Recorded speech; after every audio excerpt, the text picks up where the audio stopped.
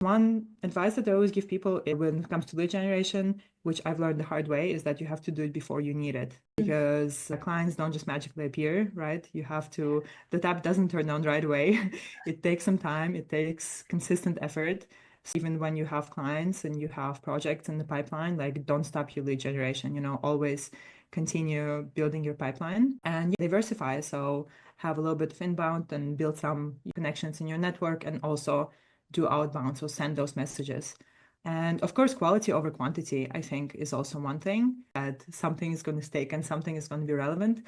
It's better to invest some time and energy into actually selecting the most relevant people. It's more identifying people who are experiencing the problem that you solve. I'm your host, Tiffany Gilleland, an Australian business and mindset coach with 10 years' experience in online marketing and the creator of the Business Bravery Framework. I help coaches to be brave so you can sign more clients even if you hate marketing and sales feel icky. From signing your next paying clients through to launching that dream group coaching program, the Business Bravery Framework helps you take bigger leaps without the mindset spirals. It's helped my clients double their investment in me, make thousands of dollars, and truly build their dream business. In this episode, I had the pleasure of chatting with Ayna, who joins us originally from Turkmenistan and who is now based in beautiful Prague, Czech Republic. Ayna is the co-founder of Matchstick, a lead generation and sales company built on the belief that people and the planet should come before profit. With a deep appreciation for the sales process, Matchstick helps purpose-driven organizations connect with their ideal clients and partners through creative outbound strategies. In the past year alone, their campaigns generated over 7 million in sales pipelines. Whether it's a small business targeting high-ticket business-to-business contracts or a nonprofit seeking corporate donors, Ayna and her team are passionate about making meaningful connections that drive impact. Beyond business, Ayna is a runner, a self-proclaimed fruit monster, and an artist at heart.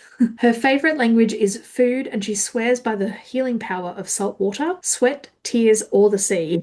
Some of her bravest moments include overcoming a fear of water, leaving corporate life, and building a new life abroad from the age of 15. In this episode, Ayna shares how she left the corporate world to build a purpose-driven business and reveals ethical lead generation strategies that help coaches attract clients without the sleaze. We also cover sales call tips, value-based marketing, and smart systems to grow your online coaching business with confidence. With that said, this is an amazing episode, and I can't wait to share with you Ayna's stories of business bravery, past, present, and future. Now, who's ready for some business bravery inspiration? Let's dive in. Hello, everyone. I am super excited to be here with my guest today, the amazing Ayna. Ayna, thank you so much for agreeing to take time and tell us all of your stories of bravery. I can't wait to get into this today. I have a little sneak peek of a couple of things that might come up during the conversation, so I'm super excited. Thank you so much for taking the time. And please tell us a bit more about yourself and your business and who you help. Yeah, thank you, Tiff, for having me. Yeah, it's very exciting. It's a new kind of podcast theme for me. And I think bravery is, I mean, everyone who is self-employed, I think it's like, and you need to have that setting, to be brave, to just be like crazy enough to do all of these things that come with so much risk and so much uncertainty. So yeah, I'm Ayna. I am a co-founder of a lead generation agency, and we work primarily with purpose-led businesses and also nonprofits. So my background is in sales, and I co-founded together with my partner, who also has worked in sales for over 20 years without giving away his age. So we just came to a point in our lives where we decided that we wanted to work for ourselves, and we wanted to also have some purpose and some meaning in our work. And I think it's like one of the most important things when it comes to sales is believing in what you're selling, right? Like I think that's the number one thing, like to succeed. So that's why we decided to support purpose-led, purpose-driven businesses. So this can be anyone who is on a purpose so who's driven by more than just profit. So you don't have to like save the world and solve all of the problems in the world, but just like don't harm the people and the planet. So that's basically what we define as purpose-led. And last year we also extended our offer to nonprofits. So we use all sorts of creative outbound strategies to connect our for-profit clients with their ideal potential clients, and nonprofits with their ideal potential corporate donors. So that's what we do. Nice. I have questions that I want to ask on that, but Yeah. I'll ask that a bit later in the discussion. I'm very curious. So tell us a bit about what brave things you have going on in your business or your life right now. Yeah. Yeah, well, I think we're in our second year, so I am still, I would say, there is a lot of uncertainty and there's a lot of risk, and I sometimes wake up in the middle of the night thinking like, oh my God, did I do the right thing starting this business? But the universe is sending me signs that yes, I think I did make the right choice. We have some very happy clients. We like last year, I think went as good as it could have gone for the first year of being in business. But it was really scary for sure to leave, a very comfortable, like well-paying job to start something. Like we completely, we don't have any investment, so we just had a little bit of our savings. We did start it while we were still working our jobs, so it wasn't like complete, shift. And I think that's the best way to do it, right? To have some security. But yeah, it was really tough just to separate yourself, to be full-time employed while also to try and commit your full focus and attention to this side gig which you're trying to grow into a self-sustaining successful business agency. So yeah, it was a huge relief when exactly a year ago actually I left my corporate job when we started signing paying clients. And yeah, I mean it still is scary, and it's still this feeling of like not knowing if things are going to work out. Like it's beautiful at the same time because it's really exciting, but it is also really scary. And I think it's not for everyone. Like just this continuous, yeah, just everything depends on you, right? You're accountable, you're responsible for everything. Whereas when you work in a company, you are just kind of given the tasks and you are, okay, like, these are my KPIs, this is what I'm supposed to do. And I did enjoy the work that I did before, but it was not enough. I feel like it served me to that point. Like it gave me a lot of experience. Like I worked in sales for 6 years and I was the top performing person on the team. They promoted me to team lead. So I was gaining like the experience that I needed. And also it was a relatively small company at first. So I got the experience, not quite startup, but like, startup that's just like scaling up. But then we were acquired by a corporate company, by a huge company, which is like thousands of people. And I was like, oh my God, oh no, I don't want to be part of this because it's like nobody knows your name. And you literally, people at the top of the pyramid and people who are like facing clients, like there's no connection, people don't know what's going on. And it was very much profit driven. So yeah, that motivated me to like, you know what, I want to work for myself. Like I'm good enough that I want to be making this money for myself, but also I want to do work that I'm proud of, and like so I care about my clients, so that it's not purely profit driven. So yeah, in terms of brave things, I mean, I think starting your own business, like deciding, making that decision, committing and going all in, like betting on yourself, that's definitely one of the bravest things I've done. And like I'm still in the process of, coming to full terms with it and kind of uncovering my potential and this continuous growth. It's also really like mentally draining, right? Like every day I'm learning something new. And it tires your brain. And it's like it's so different from the 5 to 9, 9 to 5 job, because now like there's no weekends. There is, my first and my last thought of the day are about work.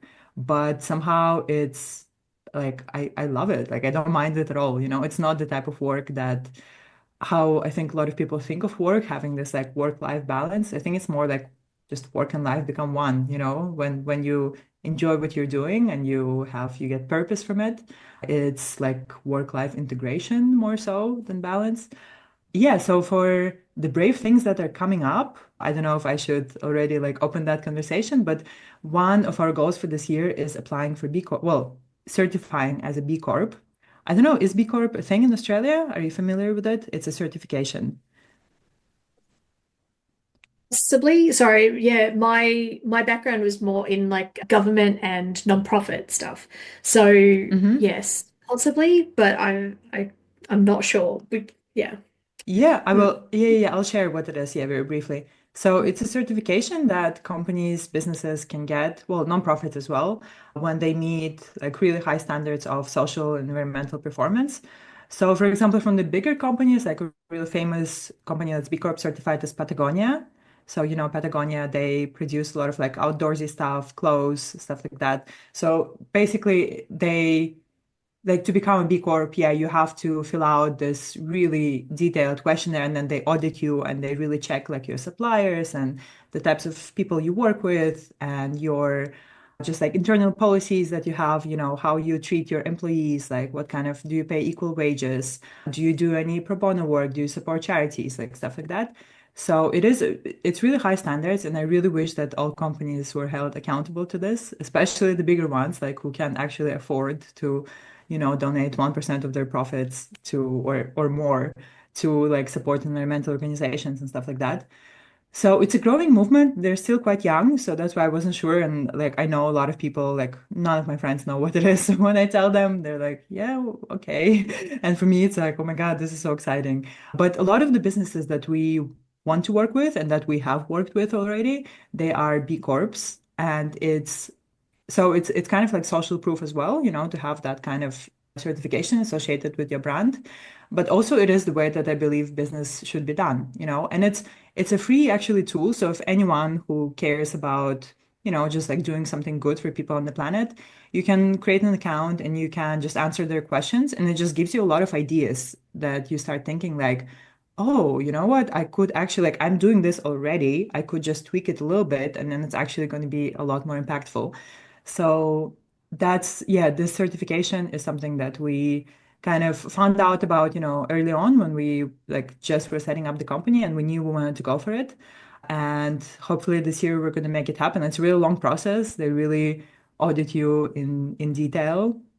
So at this stage, we hopefully have enough information, like we worked with enough clients that we can show that we meet those standards that they require from us. But yeah, it's a huge investment of time and energy and money as well. You have to like pay to apply for it. So it is one of those where I think it's better to do it when you're a really small business because it actually helps you to set like how you're going to run your business, versus like doing it when you're already like 10 years in and then you have to go back and change all the policies and adjust. And then you see that, okay, actually, I'm only doing it to like, put the check mark of like sustainability, ESG, all of that. Whereas when you're a small business, it actually helps you to, okay, it dictates how you're going to make your decisions. So it's about, yeah, considering all of the, like the impacts that your business creates. So it's a huge project, and it's one of those where, there's a chance that we might not get certified. They'll decide that maybe we're too young or I don't know what. But I've told myself, and my partner told me something really helpful, that sometimes we associate, like when we make a decision and we tie it in with the outcome, and if the outcome is not what we wanted, we think that, oh, that was a bad decision. But that's not always the case. Sometimes you can still make a great decision and then not get the outcome that you wanted because of some external factors. And if that happens, that's fine, you'll just try again. So I think in this case, it's a good decision, to do it and to commit to it and to invest our time and focus and energy. If it doesn't work out, that's fine. We'll try again later, but I'm pretty sure that is the right decision. So that's my project for the next few months. So what kind of doors, I mean, apologies if you said this before, but like by getting the B Corp certification, like what kind of doors does that open or what opportunities does that create? Like, once I know you're in the middle of doing all of the stuff to get the certification, but say you're successful and you do get certified, does that like what opportunities does that open for you? Mhm. So there is about, I think, close to 10,000 B Corps now in the world. I think in the UK there is just over 2,000. So I guess UK and US is where it's like the most popular at this moment. But so you do get immediately become part of this community, right? Community of B Corps. And I've heard from other B Corps that, yeah, you immediately start creating just networking and establishing like partnerships, between other B Corps. And like, I mean, these are the type of businesses that I want to be surrounded, with, like the businesses who consider, their impact on like the well-being of the entire planet with all of their business decisions and are not just motivated by profit. I feel like we have a lot to learn from each other, to inspire each other. Obviously for us, like because these are the type of clients that we want to work with. So it's going to be great, I think, for our like marketing and branding side of things, even just having, that logo on your website, in your social media, you immediately like become, part of the gang kind of. So I think yeah, I think it's becoming part of that network, leading by example for sure, because it's just something, it's a business decision we made very early on and we want to commit to it fully. But I also want to say that there is a lot of, and B Corp is kind of a huge project, but there's a lot of little ways that people can still do impact, and especially like as solopreneurs, maybe you don't have the, I mean, maybe it wouldn't make sense to go for a B Corp certification, although I do know a few, I think I even know a coach who is like B Corp certified, and I know some really small businesses who are like similar, to our size. But there's also other ways to make impact. Like we're part of 1% for the Planet, for example. They are a non-profit, I want to say. They're an organization. They have a platform where other nonprofits can register, and then they kind of match them up with, just different like corporates, different businesses, and businesses commit to donating, yeah, 1% of their revenue, like at least 1% more if possible. And so, yeah, you can do something like that, and 1% of your revenue is not like such a huge number, but then you can even match and like select, who it goes to and stuff like that. There is also, while we're on this, I think maybe people who listen to the podcast might find it interesting. I recently found a platform that's called Kiva. So it's Kiva, kiva.org. Yeah. And it's a platform that allows you to you like can lend, I think the minimum is $25 Yeah. to like small, businesses from usually developing countries, like women-led Yeah. businesses, like all sorts of businesses you can Mm. choose. And you can like, yeah, just, lend the money to them and they will return it to you at some point, and then you can lend them to someone else. And so your $25, like over time, like I have a friend who she put in £100 like 5 years ago, and by now it's turned into £2,000, So she supported like 20 different businesses who use the Nice. money and then return it back. Yeah, and so there's like so many great ways to create Mm. impact. So B Corp is just one of them, but yeah, there's lots of smaller steps as well, which we are also doing and which I encourage, Mm. everyone to do because that's how business should be run, I think. Business should be Yeah. for good. Oh my gosh, I'd forgotten about Kiva.org. I had a friend of mine back Ah, in you know it. 20, yes, yeah, I had a friend of mine back in 2011. She actually put in some money, someone in another country to build their business and that kind of thing. And yeah, that's definitely on my mind now, actually. Thank you for reminding me about that. I'd forgotten. Yeah, of course. To be honest, yeah, I just found out about it like at the end of last year, and I've been telling everyone about it, and I myself haven't yet registered there, but it's like it's on my to-do list for sure. Probably, yeah, in the next few weeks. Just Yeah. because it's such a small thing, but it can make a massive difference, like Mm. 25 or $50, like whatever you choose to donate. It's not so much money for us, but yeah, Yeah. for some of these people, it can, yeah, make their business. Mm. Yeah. Oof. Yeah, wow. That's definitely thought-provoking Hmm. actually. I'm just like, oh, yeah. Part of me is just Went off itching. off I'm like, track a little bit. I want to go Google. No, no, not off track. Well, I mean, I don't consider anything off track when it comes to this podcast, but I'm just like, oh, I want to Google it now. I think that's me. Anyway, so yeah, questions then for you about bravery. I'd love to maybe go back a bit and when you shifted into your business and, like doing it on the side of your day job and then deciding to go full time, like what was the big indicators for you that you could go full time in your business? What was that decision like? Was there some brave shifts and ideas and notions that you had to go through to make that shift or yeah. hmm Sure. So I tried to be very practical. I mean, I definitely had a bit of like both the carrot and the stick, in the sense that my company at the time, I was getting increasingly more unhappy with it. I was like, okay, I really want to leave as soon as possible, but at the same time, I knew that I had to be making enough money so that I am not doing just something completely stupid. So it was when we signed our first client that was bringing in like five figures, monthly. And I was like, okay, I think now I simply cannot anymore split myself, into two and be, this full-time person and spend 8 hours at my desk doing, a job that I don't particularly love. And then also in between, like basically spend all the rest of my time that I'm not sleeping or eating, trying to serve the client. And it's also, it's like I wanted to deliver great work for our client. So yeah, we were real practical with my partner. So he left first and he started full time. And then after some time, I just couldn't take it anymore. It was too stressful. I was waking up, like I could feel like my health was being impacted, because it's a lot to do two full-time jobs. And yeah, just having that income coming in from the client. I went all in. I immediately made like a lot of mistakes in the sense that we focused, too much on delivery and doing like great job for the client. And then we got the second one and we didn't give enough attention to our own lead generation, which is like we're a lead generation agency, but even we make that mistake. So then at some point we were like, okay, like we we need to be, delivering, but also constantly working on your own marketing and promoting and building your personal brand.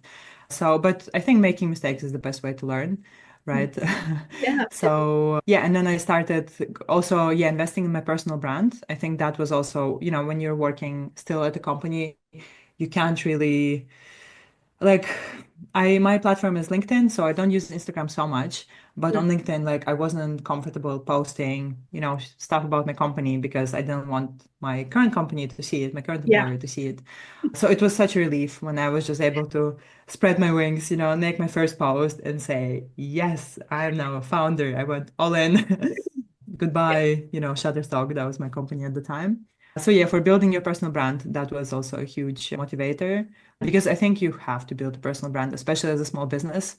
Mm. You have to be known. It's not enough just to be good at what you do. You have to be the best known. People have to know you. They have to associate you with, when they Google your name, they have to be able to find you and see that you're the expert in your field. Mm. So yeah, building your personal brand is super important. And that was also and it was really scary, because I was off social media for so many years. I was like, oh my God, like I have to post on LinkedIn every day. But also it was this interesting shift because you don't want to be an influencer. You want to be like key person of influence, which Mm. is something What- that it's a concept What's from Daniel the Priestley, difference who between is those? amazing at personal branding. So influencer is so I think of it influencer versus key person of influence when you are the point of like I am, look at me, I'm the influencer versus key person of influence, you are directing the spotlight from yourself onto something else.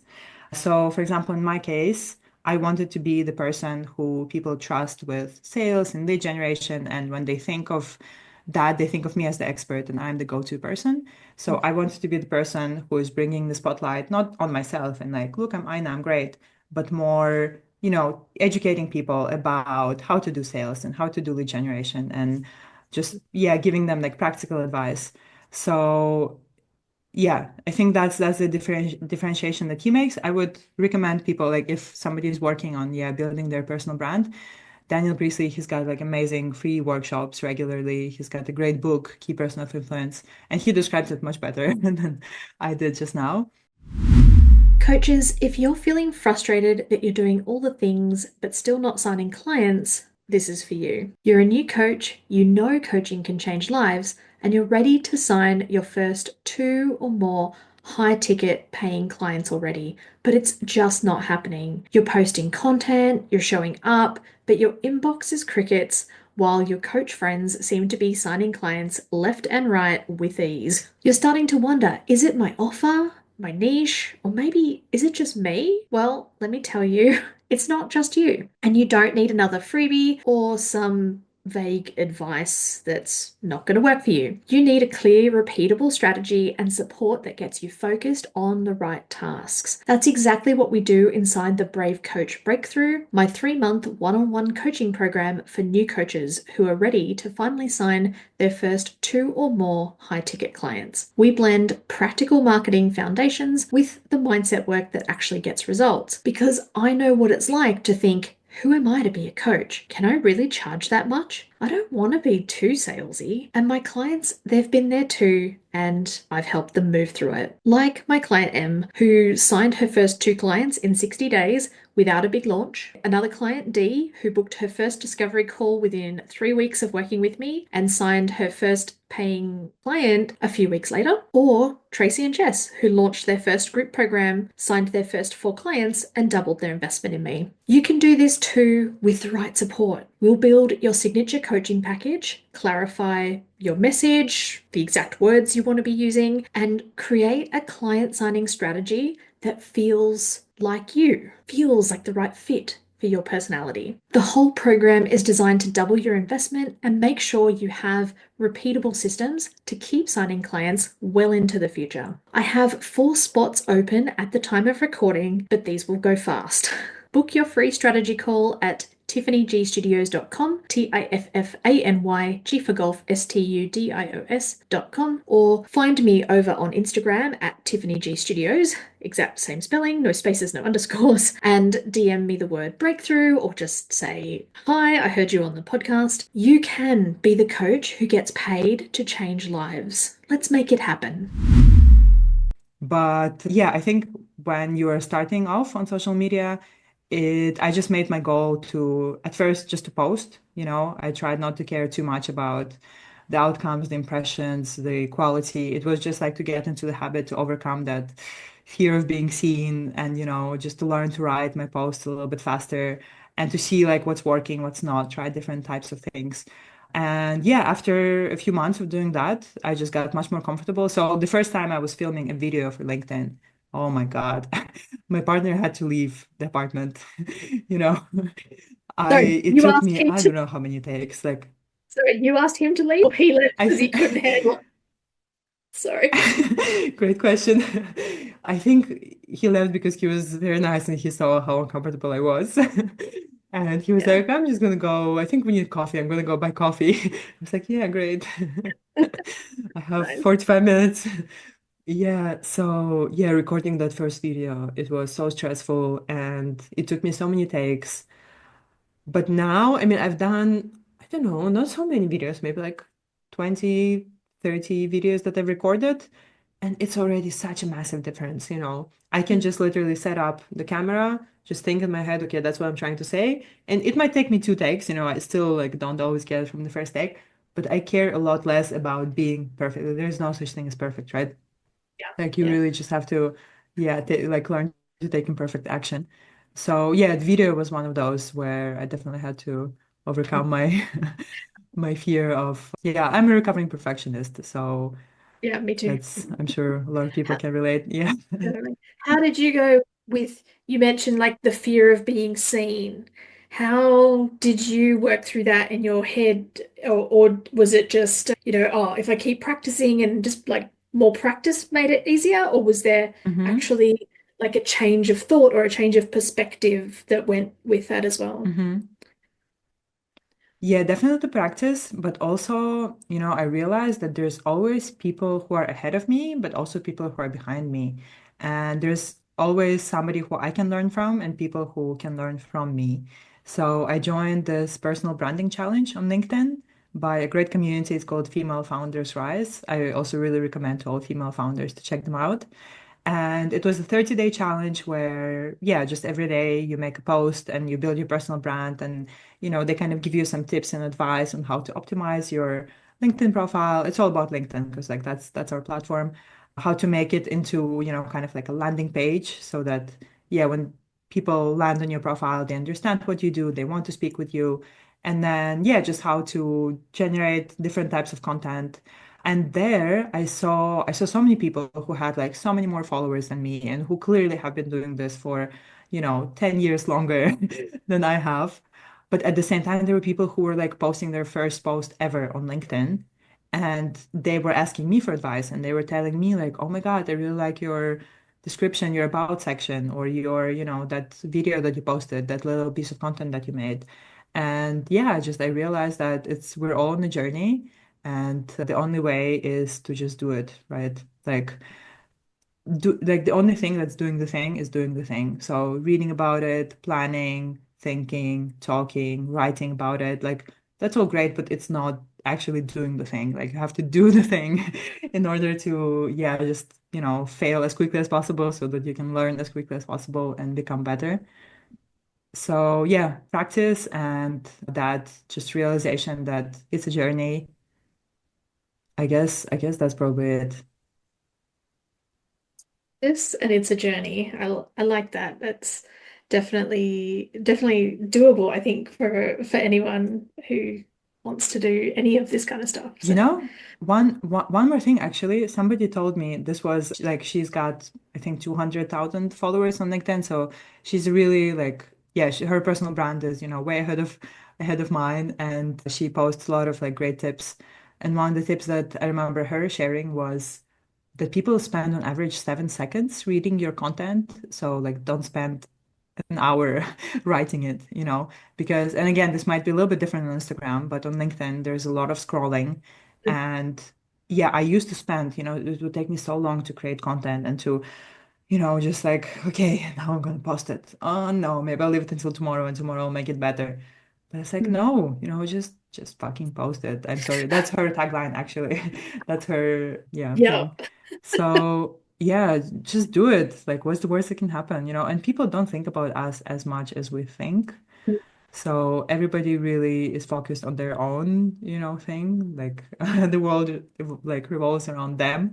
So they don't remember what you posted. They don't remember that you made a mistake. They don't remember that you stumbled or that your hair looked bad or whatever. So yeah, Yeah. practice, practice, practice. Just do it. That's definitely what I've sort of advised my clients in the past who've been getting started with content. Sort of like, if you think about it, of like, yes, you might not have a post that's perfect, or like, maybe you put it out there and it doesn't get read or whatever, and but you've always got the opportunity to have another go at it and put another one out there because nobody remembers what they read last week. You Exactly. know, you just, yeah, keep working on it, but don't overthink it trying to get it perfect before you put it out there for sure. Mm. Yeah. Yeah, with content, I'm still like I'm actually doing the personal branding challenge for the second time now because it was so good. I really That's, recommend also, yeah, people who use LinkedIn and who are female founders, they give it a try. But I'm already, yeah, I feel so much more comfortable with, yeah, with posting. It's still, sometimes and it's like social media is not, it's not a reflection of reality. Like you can't take it too seriously, right? mm, And yeah, just use it, yeah, so that it serves you. Like don't let it, like so that you can't go to sleep because you're like overthinking your post or something that happened. So, and it's also about like kind of staying top of mind, I think, so that when people just remember that, oh yeah, Ayna, she's the one who posts about sales and sustainability. Even if like people don't read your post, they at least will associate you. And also there's so many yeah, lurkers, people don't engage with your yeah, content, but it doesn't mean that they don't see it. yeah. Actually, once yeah, like one woman reached out to me on LinkedIn. I don't remember. I was running, I was raising money for a charity. It wasn't actually my project. Like somebody else was doing it and I was just helping them. I was like, let me also post it on social media. And this woman messaged me. She was like, I saw your post. How can I participate? Like, I also want to support it. And I said, great, join our Strava group. Strava is a like Mm, running app where yeah, you can join different communities. And it was like we together had to hit a certain goal to raise, a certain amount of money for this charity. And anyway, so that's how the conversation started. And then she just started telling me that she never liked a single post of mine, that she really loves my content and that I'm like her inspiration. And she thinks that it's so cool, like this brand and business that I've built and how it looks so, purpose-led and so meaningful. And if she could have actually a call with me to ask me for some advice for her own like career. mm, I was like, okay, sure, why not? And then we had a call, and I was like, oh my God, like this person who I didn't even know existed, she's been following my content for months. Like she looks up to me, I've taught her something, like I've inspired something in her. And I had no idea, and I was like, thank you so much for sharing this with me. Like this is great because yeah, we never know how actually our actions are impacting other people, right? So it was really nice to get that kind of boost of confidence that you know what? Even, yeah, when you don't know that people are watching, they are watching and they might be like loving your content, but just for some reason they, don't share it. Which also the other thing is like for people, if you like something about someone, tell them. It can, giving compliments, like it's such a small thing, but it can really change someone's life or someone's day and maybe life as well. It's like making strength visible is a little gift, that we can give to each other. So why not do it more often? definitely. It's interesting what you said there about how you can have people who like they don't like or comment on your posts, but they're still watching. And like oftentimes it's the people who like everything and comment on everything. They don't buy from you, but it's the people who you don't even know are watching. They're the ones who come and buy from you. So Hmm. it's very Yeah. interesting. So yeah, I think on social media we have it like we need to try to have a community and also like a client base. And the clients, they will not interact with your content so much, but they yeah, will see it. And the community are more like the friends and the supporters who might not be your ideal client profile, but they like you and they will interact, so they will help you build that social proof and that, so that your content looks like, oh yeah, like a lot of people are interacting with it. So you need to have both. And like it's okay that the clients, just people have this weird thing. They don't want to, maybe they think that if they engage, then you will go and you will try to pitch them or something. I don't know, but it's completely normal that clients don't interact with your content. Just don't let that, discourage you. And it's great also to have a community of people who, yeah, support you and, help you to keep going. And like, obviously, the more people comment and like your content, the more people are going to see it. Again, this is how LinkedIn works. Maybe Instagram is different. But yeah, so that's totally fine to have, yeah, those yeah. lurkers. And like you said, those are usually actually the people who turn into paying clients. Mm. Yeah, definitely. I think you can have those lurkers on any of the social media things and that kind of stuff. So Yeah. at least that's been my experience. It can happen on any of the platforms.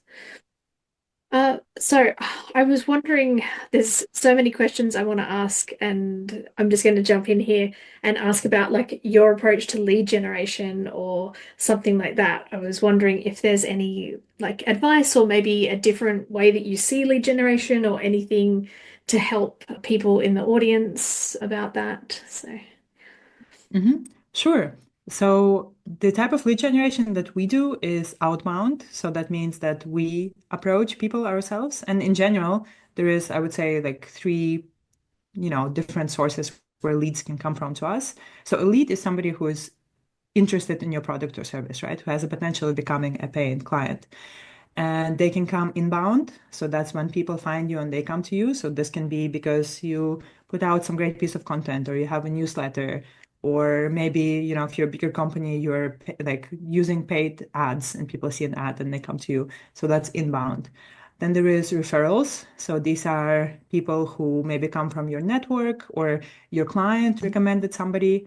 Sorry, I just touched the mic there. I hope that wasn't too loud. So referrals are, yeah, people who come from your network or client recommended them. So inbound and referrals, they're great lead sources, but they're a little bit passive in the sense that you're waiting for people to come to you, and you can't really control who is going to come to you and when they're going to come to you. So that's where outbound comes in. Outbound is when you take control and you go out and you reach out to these people. And most people are scared of outbound because they're scared of, there's fear of rejection.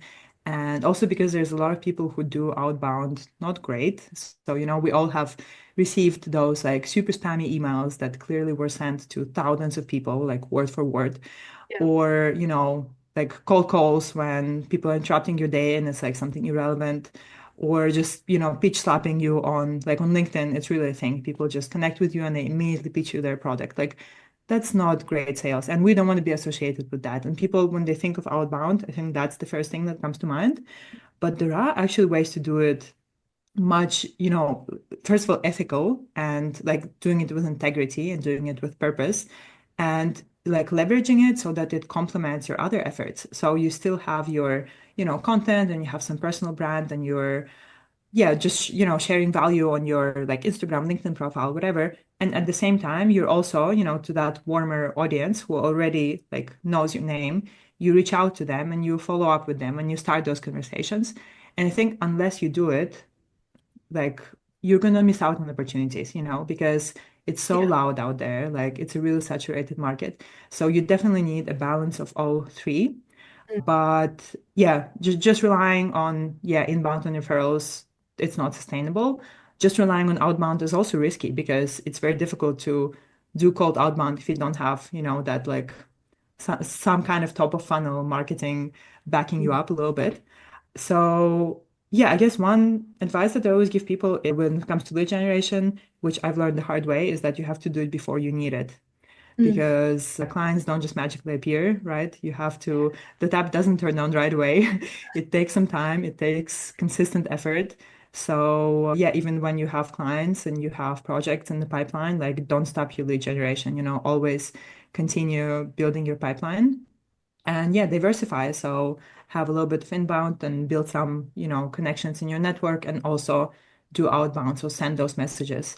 And of course, quality over quantity, I think, is also one thing. So specifically when we do cold email, it's like rather than contacting 1,000 people and just like it's called spray and pray, and praying Yeah. that something is going to stick and something is going to be relevant. It's better to invest some time and energy into actually selecting the most relevant people because that's what sales is, it's not about persuading or manipulating or convincing people to buy your stuff. It's more identifying people who are experiencing the problem that you solve. And there's a thing called like buying signals and buying triggers and intent. So it's like understanding, when people are showcasing some signals that they actually might benefit from your product. And this is a huge topic. So it's like it's going to be individual to everyone, but maybe they're hiring for a certain role, or maybe they're attending certain types of events, or they announced a new product or service. So it's like really reading into that and understanding, okay, so I think now is a good time. And so not reaching out to just anyone, but reaching out to the relevant people at the relevant time. And that's when, magic happens. And that's when you find those opportunities. And then, of course, follow up because people buy on their own timeline. It's like there's a saying, fruit doesn't grow faster because it's end of the quarter. So yeah, just follow up and nurture those relationships, right? Stay on top of it. Yeah. Yeah. And eventually, yeah, just do it consistently. I mean, it's like easier said than done. It's a lot of work for Mm. sure. Yeah, But definitely. it's worth it. Yeah. Yeah. And I mean, that's what you have to do if you're running a business. Mm. Yeah. So just to make sure like that I'm on the right on got the right of this when it comes to the outbound, it's not like you're sending those cold DM messages or cold messages where it's like, hey, we've never met or had a conversation. Do you know that I do this for coaches or do you know that I do that? It's not like that. How, like, from your perspective and with your experience and expertise, like, what's your opening connection point? How do you make that first connection when you don't want it to be spammy, but you want, like, how does Hmm. that work from your perspective? Yeah. Great question. Yeah, yeah, yeah. So I think it's really important to focus on bringing some kind of value. So you're not just reaching out and saying, "Hey, this is what I do. Can I help you with this?" Because that also like you're assuming that they need help and you don't really know if they do. So a great way to start a conversation is if you already have some nice free asset, like some kind of resource that you can share. Maybe it's a guide, it's a checklist, it's some kind of template. So something that you've produced that can actually deliver value and that you believe is relevant to the person you're reaching out to. And I mean, you can call it a lead magnet, right? Like you worked in marketing, you're familiar with the term. But yeah, it's all about just really producing something useful so that you can share it for free so that people can see the value and they can, kind of little by little see your expertise. So yeah, reaching out to people and saying, hey, we just produced this great asset. I thought this might be relevant to you. Can I share it with you? So that's one way that you can start the conversation. Holding webinars or events, like some of our clients are seeing great success with that because especially in-person events, and I know this might not be as relevant maybe to like smaller businesses because you do need Oh some no, kind of it's budget, a big but thing in our coaching and it's a big stuff. thing. Yeah, yeah, Yeah. Great. Yeah, yeah, yeah. So for example, for even like for nonprofits, we always recommend that, yeah, people host an event and we invite their audience to this in-person event. So you're reaching out with an invitation to a nice event and you can make it sound like really special, like it's going to be very kind of intimate, curated, nice atmosphere. You get to just engage more in your community. You get to make new connections, and there will be like food and drinks. We'll be sharing something that's going to be again relevant to them. So it's like invitation to an event. That's a great way to start the conversation. yeah. Because again, like the worst thing that happens is people will say, "No, that's not relevant to me," which is great because then okay, that's a disqualifier. Like this is. Don't waste your time on this person because really a no is a gift in sales when it's uncovered early. But when you get a no like later down in the process, then it can be a really costly mistake. So if you get a no, that's fine. Just move on. And, every no gets you closer to a yes, right? But yeah, so those are, I guess, two ways that we use is inviting to events or sharing some kind of free resource.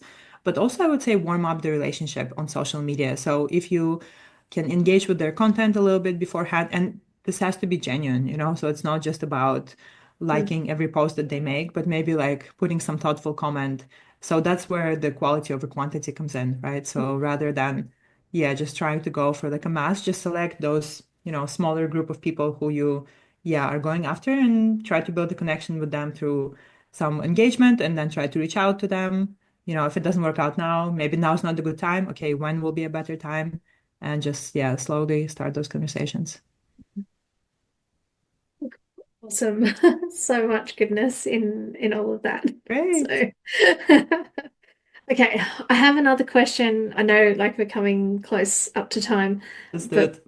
yeah, my other question is like for somebody like I know obviously you do it for your clients, so you probably have a different perspective, but for those of us who maybe like aren't in a position to be able to hire you yet, but we're like trying to maybe start these things.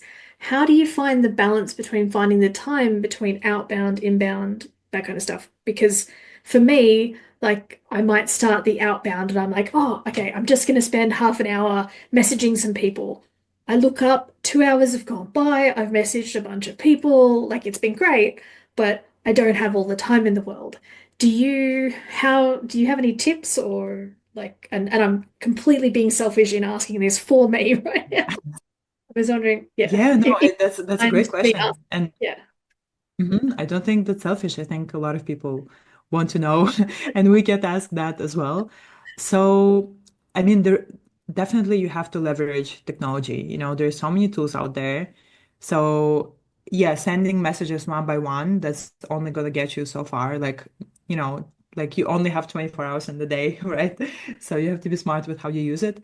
So, for example, yeah, there's lots of great tools that we use. Again, they're a little bit tailored maybe for LinkedIn and for like B2B, but I will like we have a few assets that I'm happy maybe you can link them in the comments in the show notes.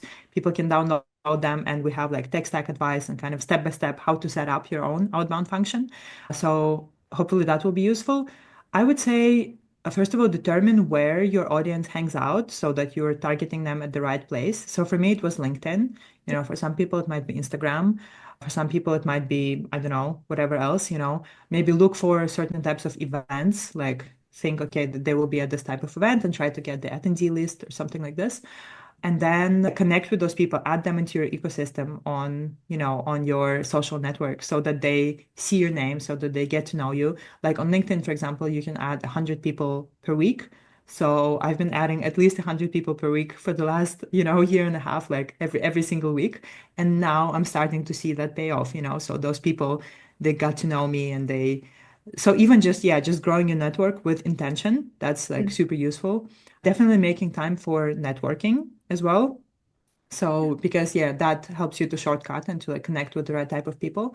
When it comes to outbound, yeah, so add those people to your network, then try to so definitely use a CRM if possible. So that's a client relationship management tool because that will help you to stay organized. And then there's lots of platforms that you can use that help you to just automate your email sequences, right? So you just set it up once and yeah. then it just works on its own. So it sends the first email in 3 days, the second email in 5 days, the third email. So don't do it manually. Like, yeah, and there's lots of tools. Like the one that we use for CRM is Zoho, which is free. Actually, they have a great free. Really nice. Um, Okay.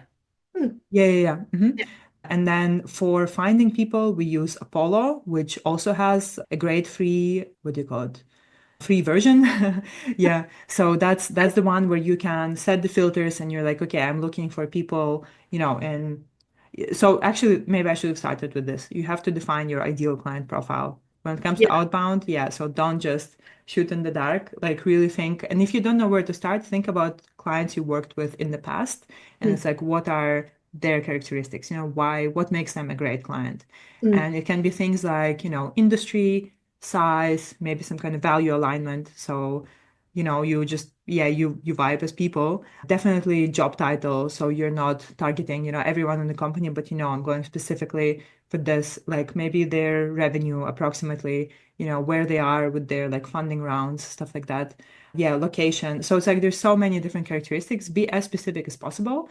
And then once you've defined your ideal client profile, start building your list. So yeah, Apollo is a great one. LinkedIn is also a pretty good place. But again, it depends, right? Because yeah, depending on what type of industry you're targeting. But yeah, build your list and then leverage some kind of CRM, like use some kind of platform that helps you to also send emails at scale. So we use something that's called Quick Mail, but there are like a ton of, ones that have some kind of free seat, like to start with.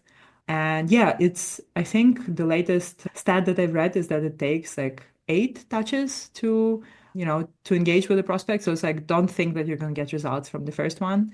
You Yeah. really have to reach out multiple times. And that's why it's so important to offer value because there's only so many times that you can say, hey, I'm following up. Like that's just don't do that, So it's like every follow-up has to be, you have to add some kind of value. So it's like, hey, there's this great resource that I found that's relevant, some kind of industry update. Again, webinar. If it's not your webinar, maybe it's somebody else's, like you're inviting them to an event. So every touch point has to be, yeah, focused on adding value. Yeah, and I guess give it, I'm not sure, it's hard to say, how like in terms of time wise, like how much time to commit, but I would say, yeah, just do it, I don't know, certain like a few hours per week, like every week Mm. for at least I would say a couple of months, like to give, because it will take some testing, you will see that, oh, maybe my client profile wasn't quite right. I should go for these companies more. So yeah, the tap doesn't turn on right away. It takes some time, but you can definitely leveraging all the tools, you can kind of scale and automate a lot of things. So it doesn't, yeah, consume so much of your time. And then of course, response time is so crucial. I think replying within one minute increases your chances of conversion by like 391% or something ridiculous like that. I need to double check. So obviously we cannot reply within 1 minute unless it's like people are calling you, but Yeah. replying within 1 hour or at least, on the same day makes a Mm. massive difference because if the longer you leave it, the longer people have to Mm. think, oh, do I really need it? Maybe I'll sleep on it. Oh, maybe I'll ask somebody else. Or like, some new opportunity will come up. So Mm. always it's like response time is also so critical. Mm. So yeah, I could talk to you for a very long time about this. Yeah, and I'm taking all the notes. I mean, it's not that like obviously like I have some sales in my background and some marketing and doing this stuff for my business as well.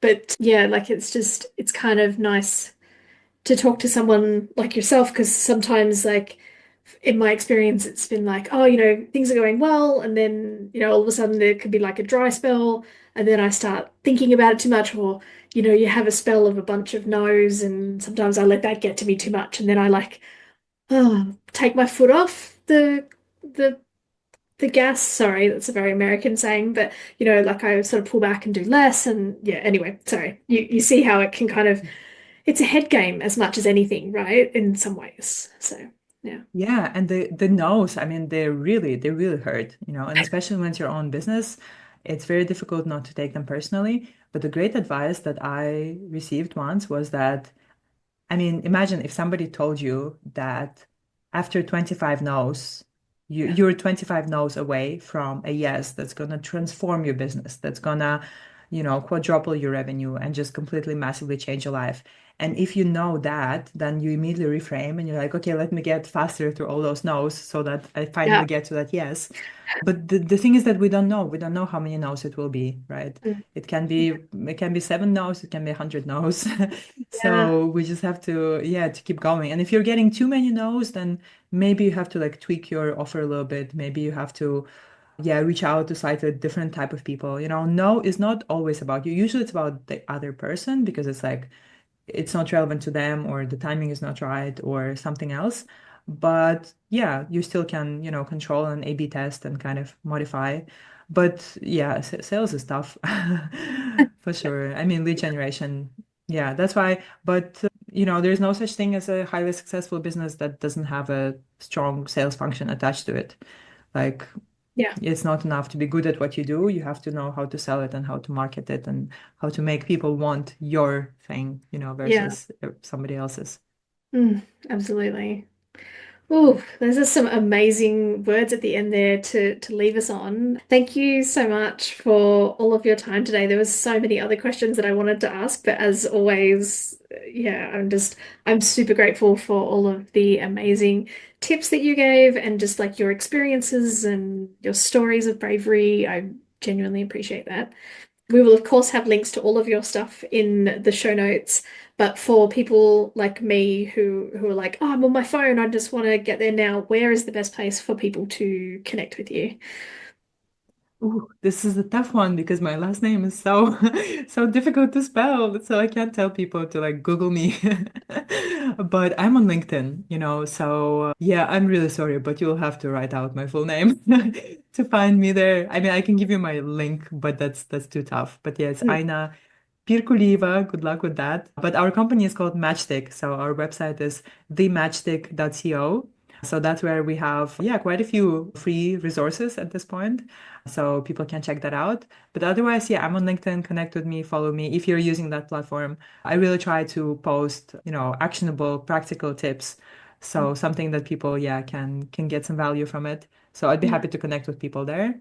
And yeah, I mean, there is still so much more that we could talk about. Maybe we'll have to do a version two in, sometime down the line. I don't know if you do repeat guests. Starting to, I've done one repeat guest and I'm starting to think about doing some more repeat guests just to be able to, because it's like, hey, it's been a year or more. Where are you up to now? What's happened? Give us the update. I think that's fascinating too. So, yeah. Yeah. No, great. Thank you, Tiff. Yeah, I love the concept behind your podcast. I think it's great what you're doing, and I look forward to listening some more of the episodes. And yeah, thank you for having me. Like, I love sharing because some of these things I take them for granted because like they're so obvious to me because I've been doing it for years now. But then when I talk to people, I'm like, I guess, it's not so obvious to other people. So it's like, it's great to share, and I hope people get some Yeah. value out of it. Yeah. And yeah, happy selling, happy lead generation. Go get them. If you're a new coach who's ready to finally sign your first two high ticket clients, but you're stuck wondering what you're missing, then the Brave Coach Breakthrough is for you. It's my 3-month one on one coaching program where we blend strategy and mindset to help you confidently sign clients without feeling salesy. Spots are limited. Book your free strategy call now to see if this is the right fit for you. Come over to tiffanygstudios.com, TIFFANY G for golf, STUDIOS.com, or find me over on Instagram at Tiffany G Studios and DM me the word breakthrough to get a link to book your call. Let's get you paid to coach and change lives. Thanks for listening to the Business Bravery Podcast. Has this episode inspired you to do something brave? Even if it's only send a difficult email, please share it with me on Instagram or other social media channels. Feel free to tag me at Tiffany G Studios. That's TIFFANY G for golf, STUDIOS, no spaces, no underscores, etc. Or you can use the hashtag Business Bravery Podcast so that I can cheer you on and together we can inspire other coaches and course creators to do brave things in their business and life. Now, I'm Tiffany, and I'll leave you with this one last thing. What's one brave thing you're going to do today? It doesn't have to be big. Even the smallest steps can create the most massive results. So again, feel free to share it with me either publicly or privately so that I can cheer you on. That's it from me. Until next time, bye for now.